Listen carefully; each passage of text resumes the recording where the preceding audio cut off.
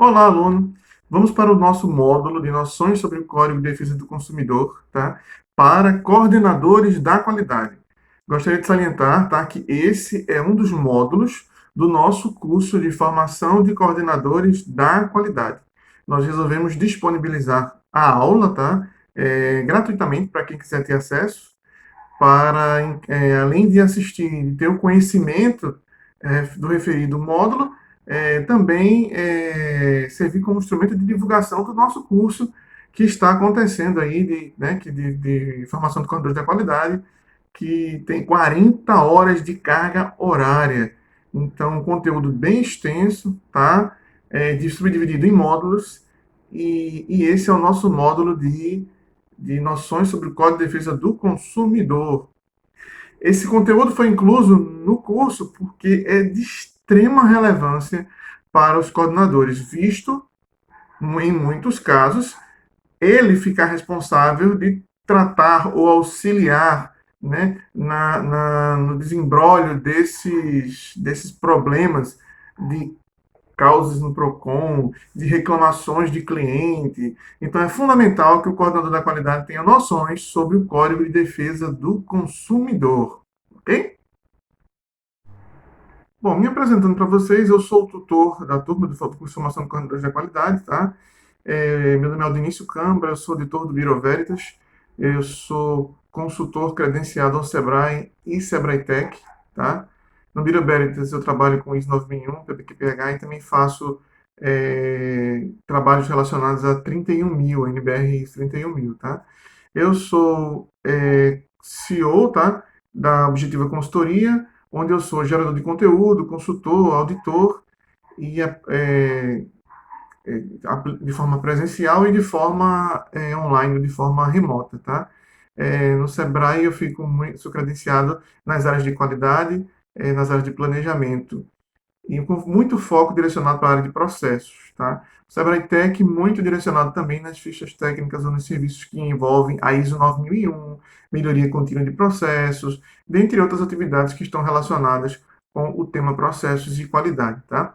Sou especialista em educação ambiental, em compliance, tecnólogo em gestão financeira e sou também técnico em química, tá? Então, basicamente, esse é o meu currículo aí.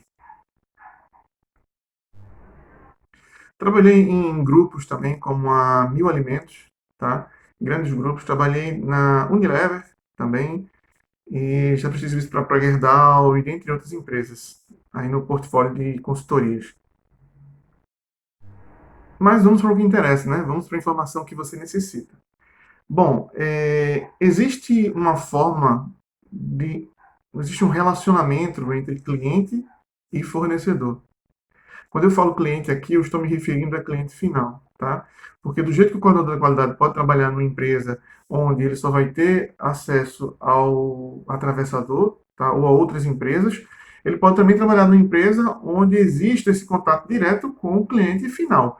Uma fábrica de alimentos, por exemplo, uma indústria de bolachas, biscoitos, onde o consumidor liga direto para o fabricante para reclamar, fazer algum tipo de reclamação, tá?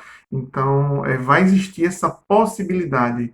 É, uma loja, por exemplo, uma grande loja, uma grande rede, onde o cliente pode reclamar diretamente, né, do atendimento de um caixa, pode reclamar de um preço de produto que está em duplicidade, seja lá o que for. Então, tudo isso, tá, pode levar ao coordenador a ter que tratar diretamente com o consumidor final. Existem regras para essa tratativa, digamos assim, tá?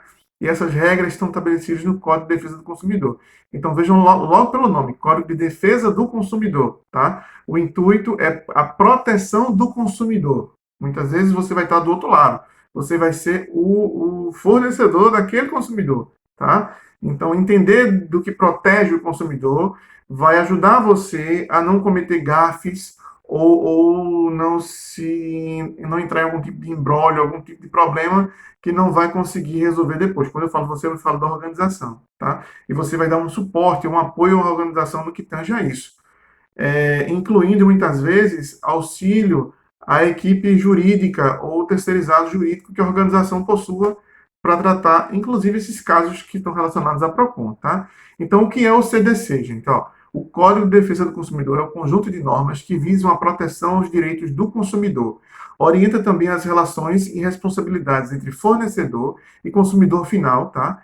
Estabelecendo padrões de conduta, prazos e penalidades. Aí você pensa aí prazo de resposta, comportamento no que tange a determinada solicitação do fornecedor, do cliente, digamos assim. Então, por exemplo, uma troca, né? Algo relacionado a isso, uma reclamação. Como é que você, como empresa, vai se portar quando esse tipo de solicitação vier a acontecer, tá? Então, o CDC, o Código de Defesa do Consumidor, basicamente seria esse conjunto de regras ou normas, tá? Que visam a proteção aos direitos do consumidor.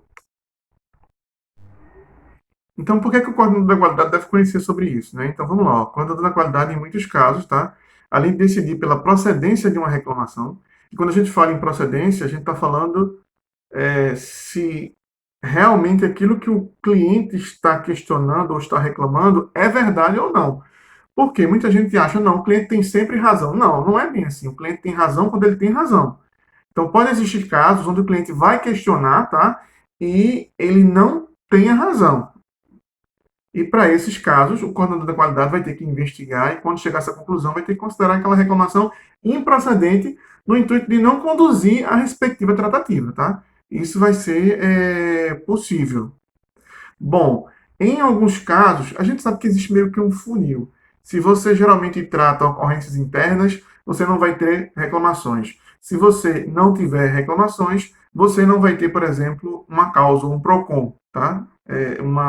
Você não vai ser acionado, digamos assim, juridicamente. Então, se você tiver esses cuidados anteriores, esses cuidados antecipados, esses controles estabelecidos, dificilmente você vai ter o produto final, tá?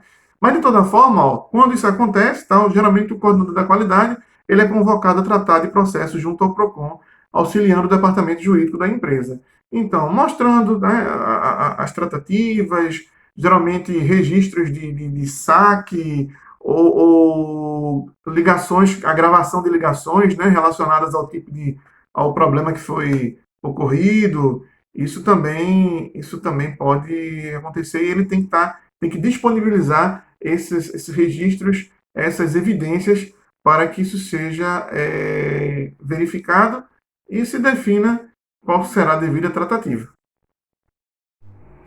Então, quem já teve a chance de ver o Código de Defesa do Consumidor sabe que a gente está falando de um livrinho assim desse tamanho aqui, tá? Tem várias páginas, digamos assim, e que muitas vezes é requerido que ele esteja disponível para o consumidor final, então que ele esteja lá no estabelecimento. Se o estabelecimento atende ao público, então esse livrinho vai estar lá disponível para que o colaborador, para que o consumidor ele possa solicitar e visualizar algum artigo, alguma cláusula específica para tirar alguma dúvida, tá? É obrigatório que esteja disponível. Então, assim, é grande. E como o nosso curso é de noções, a gente resolveu separar aquilo que é de maior interesse para o coordenador da qualidade e aquilo que aquele conhecimento que a gente necessitou em determinado momento das nossas vidas profissionais e que achou fundamental colocar aqui para que você tenha ciência desse conteúdo. Tá? Então a gente escolheu exatamente a parte de direitos básicos do consumidor do Código de Defesa do Consumidor. Então a gente vai estar falando aqui basicamente sobre esses direitos básicos, tá? Para que vocês possam ter essas noções. Caso desejem se aprofundar em algo a respeito, vocês podem inclusive baixar o CDC. Está disponível aí, tá? Você coloca lá no Google Código de Defesa do Consumidor, você vai achar fácil aí em PDF. Inclusive, a gente já deixou disponível lá na nossa sala de aula, tá? No Google Class, uma cópia do CDC, tá? Para que vocês possam ter acesso e poder visualizar o Código de Defesa do Consumidor, para que possam se aprofundar no respectivo assunto. Então, a gente tem aí, tá, o material essa imagem, tá, que está aparecendo para vocês aí agora, relacionada às 7 práticas que o Código de Defesa do Consumidor proíbe, tá? Isso é fundamental, para que não haja um desgaste, você fica acreditando que aquilo não é uma reclamação e tá? Então, é um material do Senado Federal, tá? Então, vamos conversar um pouquinho sobre cada ponto. Primeiro, venda casada. Não é obrigado, o consumidor não é obrigado a ter que aceitar uma venda casada. Então, o produto, você pode até ter uma promoção, você pode ter um kit relacionado ao produto, mas não necessariamente eu preciso comprar junto. Então, vou dar o exemplo que ele deu aí. Acho que são pipoca e refrigerante em cinema. Pipoca e refrigerante em cinema, você não precisa comprar a pipoca e o refrigerante. Não deve vender somente junto. Posso comprar somente o refrigerante ou somente a pipoca, tá? Então, primeiro, proíbe venda casada. Segundo, aqui, ó, constrangimento ou ameaça ao consumidor na cobrança de débitos. Então, na hora que você estiver fazendo uma cobrança, se você de alguma forma constranger o, o consumidor, tá? Saiba que você pode ter algum tipo de penalidade, porque o Código de Defesa do Consumidor proíbe esse tipo de prática. E muita gente faz isso. Se deixa levar pela emoção, porque o cliente está devendo, e muitas vezes aumenta, né? Na hora que vai fazer a cobrança, ser mais enérgico, digamos assim, e vai terminar passando por maus bocados, porque o Código de Defesa do Consumidor coíbe esse tipo de coisa, tá? Terceiro, elevar o preço do produto sem justa causa. Então a gente viu muito isso, gente, naquela época da gasolina, lá da greve da greve dos caminhoneiros, onde o combustível teve a escassez do produto e alguns postos de gasolina resolveram aumentar o produto por conta disso, sem uma justificativa. Então, elevar o preço do produto sem justificativa é uma prática que o CDC coíbe também, tá? Vamos para o quarto, ó. Recusada a desistência em até 7 dias da compra pela internet ou telefone. Então, se realizou a compra pela internet ou pelo telefone e você desistiu da compra em até 7 dias, ou quando eu falo você, eu falo do consumidor, é o papel da empresa acatar com aquela decisão e não o contrário, tá? Então, o código coíbe quem não atende a esse requisito, esse critério aí. Próximo item, ó, recusa em cumprir a oferta anunciada. Você foi lá e viu que o produto estava em uma oferta específica, um desconto específico. E você chegou lá dentro e exigiu aquele desconto. Só que a empresa resolveu não dar aquele desconto, simplesmente. Não, aquela placa estava errada, alguma coisa assim. Não pode, tá? É outra coisa que o CDC coíbe. Se você anunciou, você deve cumprir aquilo que você se prestou a fazer, aquilo que você divulgou. Então, recusa em cumprir a oferta anunciada é algo que o CDC também coíbe, tá? Já vi muitos casos, no supermercado, por exemplo, que o cara foi lá, anunciou que a televisão estava mais barata. Era uma promoção, Black Friday. Só que quando chegou lá, realmente ela não, o preço era um, só quando pegava a televisão, que levava lá para o caixa, era percebido que o preço lá era outro, era mais alto. Então isso não pode de jeito nenhum, tá? Detalhe, gente, tome cuidado com o termo promoção, porque promoção é promover. Promover não quer dizer que eu estou dando desconto, muitas vezes. Então, só atentar para isso aí, tá? Desconto é uma coisa, promoção é outra. Bom, continuando, ó, envio de cartão de crédito sem solicitação. Ah, como isso acontece, como se reclama. Você está em casa, aí chega lá aquele cartão, pegaram seus dados de alguma forma e foram lá e entregaram um cartão na sua casa. Então, o CDC coíbe esse tipo de prática, você pode denunciar esse tipo de prática, tá? Denise, onde é que o consumidor pode denunciar? No próprio PROCON, gente, tá? Tem alguns com atendimento com registros online também. Então, dependendo da região que você tiver, basta você procurar e se você for consumidor, né, e fazer a respectiva reclamação.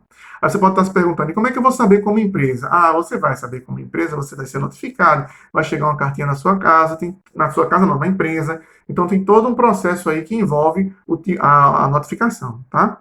Bom, má prestação de serviços públicos. Então, isso também o CDC coíbe. Você pode estar pensando aí, isso é só aplicado para empresas que são privadas. Órgão público, eu sou sempre maltratado e nunca vi isso, nunca vi o CDC agir.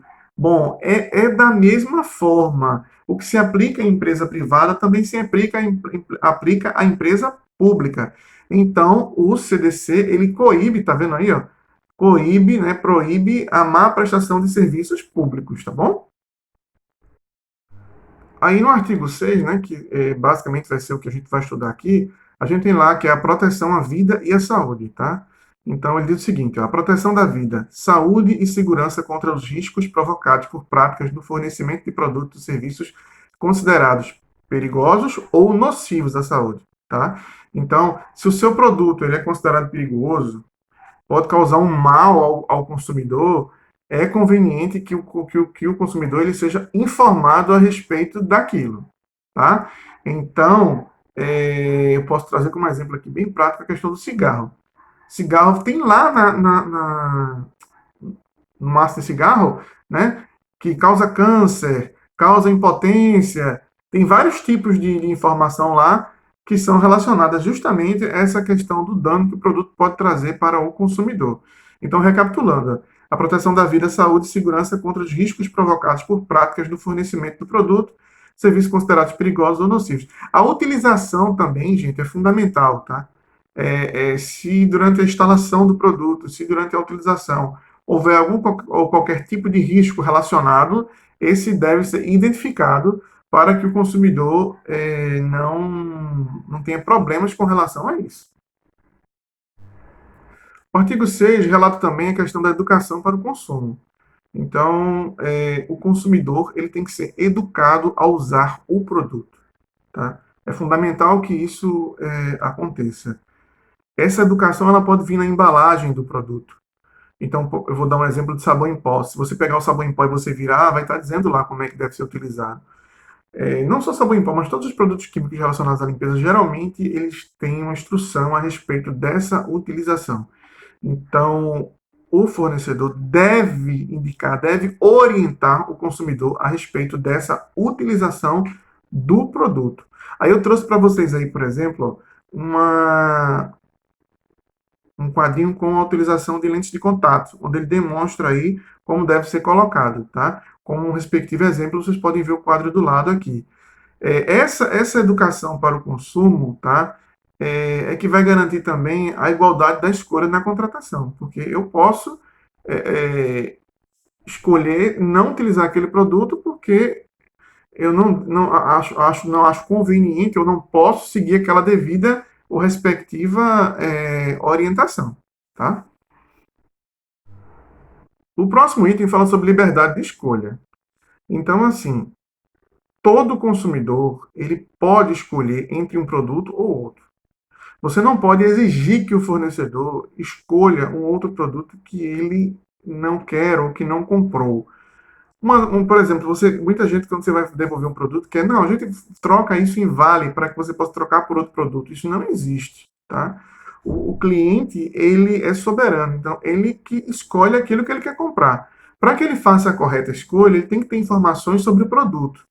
Então, o que, que o artigo fala? A informação adequada e clara sobre os diferentes produtos e serviços, com especificação correta de quantidade, sei lá quantos quilos, quantas gramas, quantos ml, as características do produto, tá? Você pode, se, por exemplo, pensar num alimento, a tabela nutricional de um alimento, isso é um descritivo das características do produto, né? Isso. A composição do alimento, por exemplo, se tem glúten, se não tem glúten, inclusive tem legislação na parte de alimentos que exige, que obriga que o pacotinho tenha esse dizer, tá? A qualidade, tributos, tá? A qualidade que fala são produtos de classe A, reclassificados, isso pode acontecer também. Eu já vi, por exemplo, algumas empresas de fralda que elas tinham um produto reclassificado. O produto era um pouco mais barato, o produto. Mas está bem claro que ele é classe 2, então ele pode ter alguns erros, pode ter alguns problemas naquele produto. Era fralda descartável. Então, podia ser que uma fralda viesse sem a fita adesiva. Então, isso é um produto classe 2. Então, no que tange a qualidade, você identifica o produto, tá?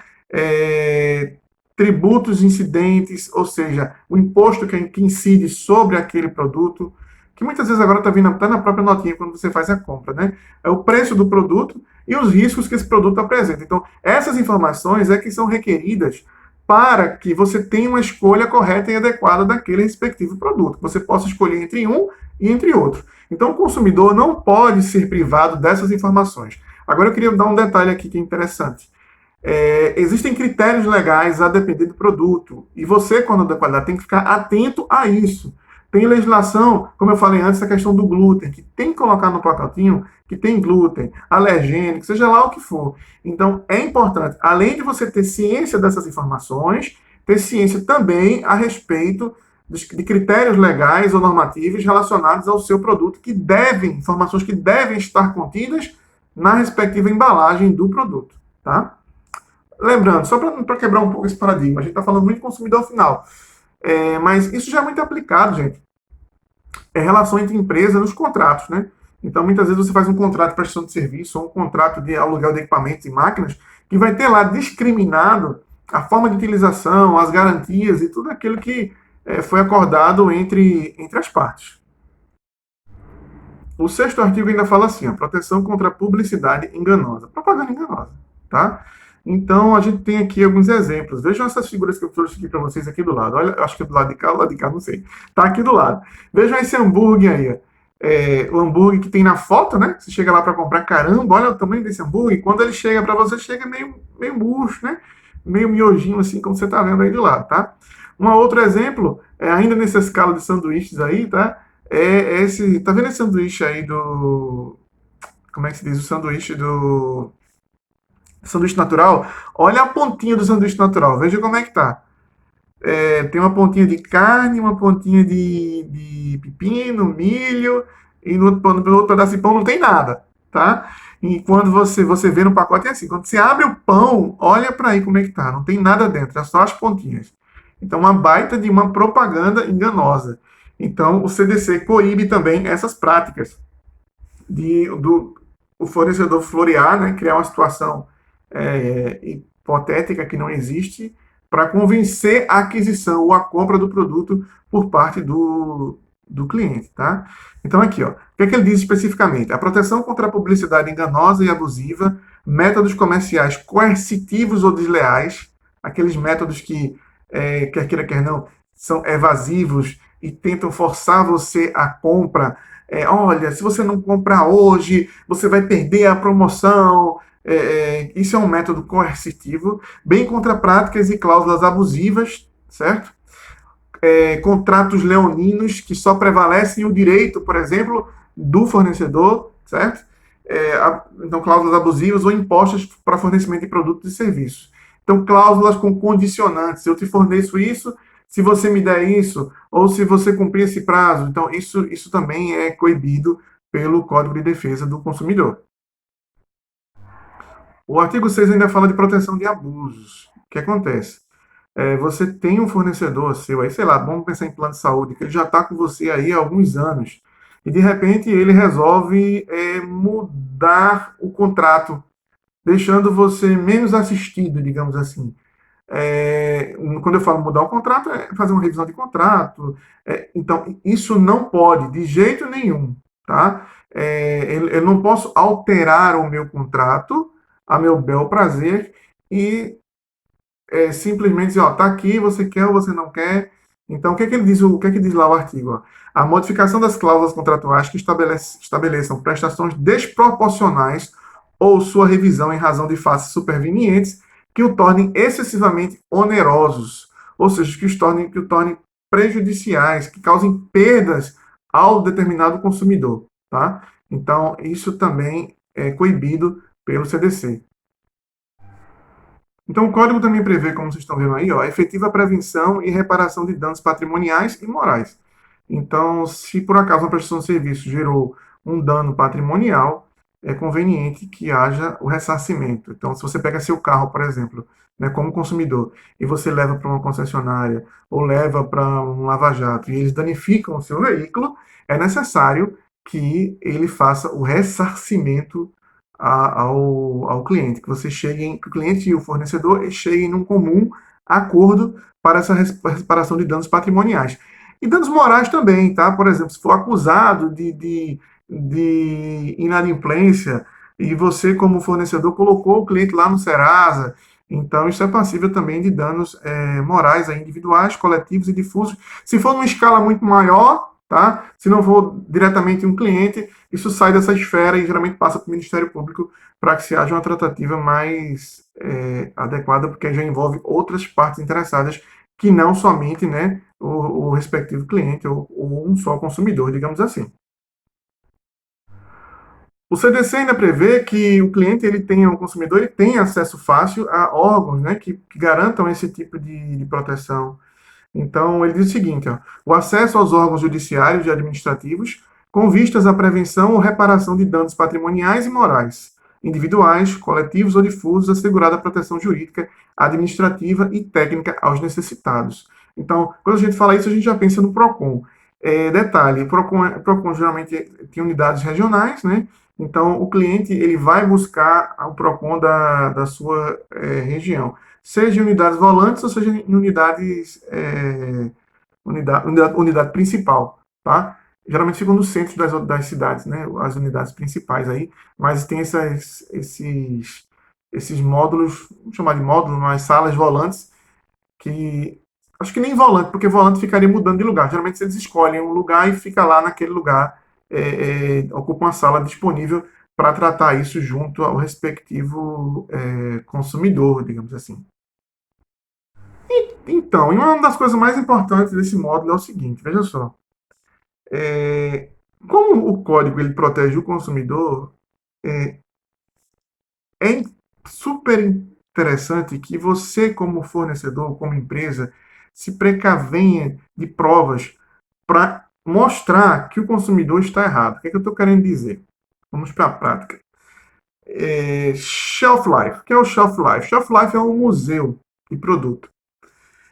Você imagina lá uma sala onde cada lote de produto que é produzido, você pega uma amostra e vai lá e coloca naquela salinha para guardar a amostra para, no caso de ocorrência de uma reclamação, você fazer a respectiva consulta e checagem.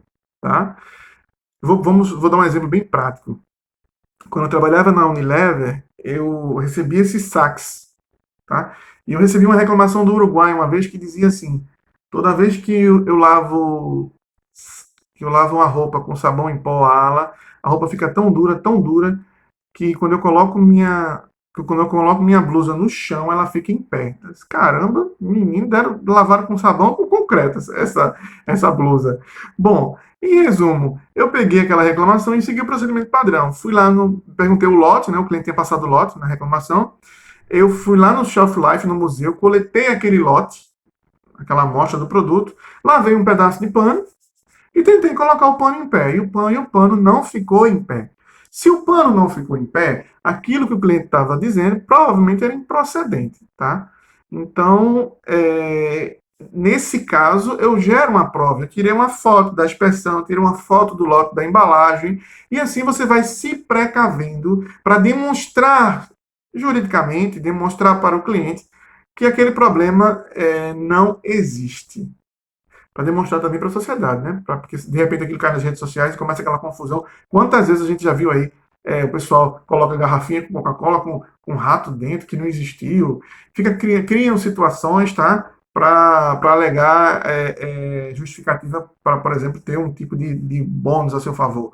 É, vou dar um exemplo, por exemplo, eu era responsável técnico químico de uma fábrica de fraldas. E o que aconteceu? A gente recebeu uma reclamação do produto e a gente pegou e ressarciu o cliente. Mandou o pacote de fraldas para o cliente. Naquela mesma semana chegaram 8 solicitações da mesma rua. Ou seja, um saiu falando para o outro, saiu falando para o outro, a respeito que se ligasse para lá e dissesse que estava ruim, eles mandavam outro pacote. Então, assim, é fundamental que você gere uma sistemática, um método interno para garantir essa análise correta de procedência e improcedência para não cair nesse tipo de falcatrua, digamos assim, tá? Porque ainda tem gente muito mal intencionada que vai tentar tratar isso dessa forma. E cabe a você tentar justificar ou garantir que de alguma forma que a organização ela não foi culpada daquele respectivo dano, que aquilo não aconteceu, seja lá o que for. Claro que se for procedente, você vai tratar, certo? Então, assim, é muito mais importante que o fornecedor ele se precavenha de gerar provas contra o que o cliente está dizendo do que o cliente gera provas do que ele está dizendo. Vejam aí, vejam o que está escrito na cláusula.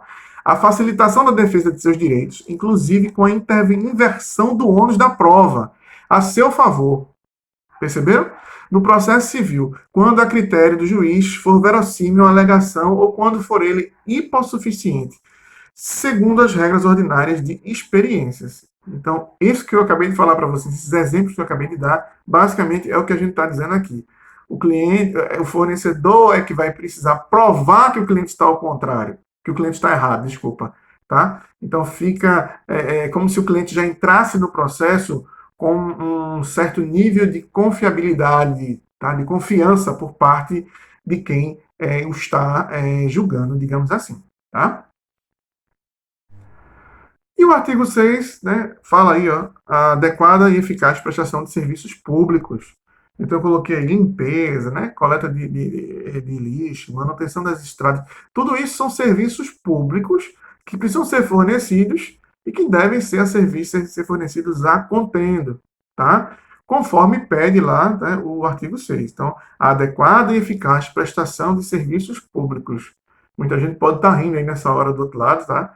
Mas eu acredito que esse item dessa cláusula aí, né, quando aplicada, porque a gente tem um paradigma de acreditar que todo serviço público é ruim, e não é bem assim. Hoje em dia, alguns governos, algumas prefeituras já começam a se preocupar com esse tipo de atendimento, tá? E começam a lidar com isso, inclusive com qualidade. Não em todo canto, mas parte do que a gente zela, que é o PDCA, que é a parte de gestão da qualidade, que é a parte de ações, ação por resultado, isso já chegou em algumas esferas públicas, tanto a nível estadual como a nível municipal. Não em todo o Brasil, mas eu acredito que grandes nomes como Vicente Falcone, entre diversos outros, conseguiram gerar uma certa cultura em algumas cabeças, e isso de forma embrionária, mas já começa a acontecer dentro dessas instituições. Bom, e o que é muito relevante para vocês? Vejam só, como coordenadores de qualidade. Registro de ocorrências, como eu falei antes, existe um funil, tá? Então, vamos começar pelo registro de ocorrências. Todas as vezes que for percebido dentro da organização algo que pudesse gerar uma reclamação de cliente, isso deve ser registrado, isso deve ser apontado no registro de ocorrência ou um relatório de produto não conforme, um relatório de serviço não conforme. Para quê? Para que você trate internamente a depender do volume dessas ocorrências. Então, se tem muita ocorrência desse tipo, você vai lá, cria um plano de ação para tentar sanar isso, para que isso não impacte ou não chegue a impactar na satisfação do cliente. Porque se eu não resolvo as ocorrências internas, certamente isso vai impactar na satisfação do cliente, gerando reclamações de cliente. Essa reclamação também ela precisa ser proativa. Como é que você vai fazer isso? Quando eu falo proativa, é você captar aquela reclamação através de uma pesquisa de satisfação. É fundamental que você faça essa pesquisa. Por quê? Você não espera que o cliente chegue para você reclamando. Você vai em busca da informação nele, nesse exato momento. Eu falei nesse exato momento porque eu tenho um cliente nesse momento que está com uma funcionária fazendo essa pesquisa junto aos seus clientes, né, junto a outras empresas e está captando essas informações e captando inclusive reclamações que não seriam ditas se ela não tivesse lá. O cliente simplesmente ia mudar de fornecedor porque não ia querer se deixar se, como é que se diz, não ia querer ter trabalho de comunicar e se desgastar mais do que já estava desgastado, digamos assim. Então é fundamental fazer essa pesquisa de satisfação. Outra coisa que é importante, Reclame Aqui. Reclame Aqui é um site muito interessante, disponível na internet, e que muitos consumidores descobriram isso e estão indo lá fazer suas reclamações no Reclame Aqui. Então é conveniente que você monitore o resultado da sua organização nesse site. Cheque se existem reclamações relacionadas ao seu negócio, à empresa que você atua. Tá? Porque se houver reclamação de lá, você vai entender da reclamação e você vai captar e responder. Quando eu falo isso do Reclame Aqui, gente, mas aumente essa abordagem também para as redes sociais, Instagram, Facebook, todos esses canais são fontes de captação de reclamação de clientes. E convém que você se debruce e que você trate essas respectivas reclamações, tá? Bom, e por último, a gente tem o PROCON. O PROCON vai chegar, né, a intimação, digamos assim, vou chamar de intimação, na sua empresa, você vai ter que prestar conta, vai ter que ir lá, vai fazer uma defesa, tá? Geralmente junto com o departamento jurídico, vai ajudar eles na hora de fazer isso, tá? E vão chegar no respectivo acordo com o cliente. Geralmente, para não deixar que uma coisa se estenda mais do que o necessário, as organizações optam por um acordo, tá? E é o que geralmente eu sugiro, é mais conveniente. A não ser que seja algo que não seja plausível, mas sendo uma possível realidade, né, sendo palpável para ambas as partes, e por que não fazer um respectivo acordo e sanar antes que isso vire um litígio ou algo pior aí, certo? Bom, então, recapitulando, que você precisa ficar atento, registro de ocorrências internos, pesquisa de satisfação, reclame aqui em redes sociais, tá? O saque também, né? O próprio saque da empresa, onde o cliente ele vai ligar para fazer uma reclamação, o número que a empresa divulga para isso. Então, ficar atento ao que é que está chegando lá para tratar aquilo. Lembrando que a reclamação do cliente a gente trata com ação corretiva para evitar a reincidência daquela reclamação, certo? Não trate com ação imediata. Esse assunto, ação corretiva, é um assunto que a gente vai ver nas próximas aulas, mas é fundamental que você já tome ciência aqui a partir de agora, tá? Então, reclame aqui, tratativa, como eu falei antes, e o PROCON resolver isso junto com os órgãos, tá? Sim, lembrando, PROCON, você vai resolver a parte jurídica lá, né? Junto com o PROCON e junto com os advogados. Mas tem que ser aberta a tratativa interna, uma ação corretiva para evitar que ocorram novos PROCONs relacionados àquele mesmo tipo de problema, certo? Bom, gente, esperamos que vocês tenham gostado, tá? Quem tá fazendo curso com a gente, quem não está fazendo curso com a gente, tá? Também. E que depois dessa aula se sentiu vontade de fazer o curso. A gente tem aqui, do lado aqui, a gente colocou o banner do curso, tá? De formação de coordenadores de qualidade, de 4 horas, tá? Completamente online, com certificado, baixo investimento e via Google Classroom.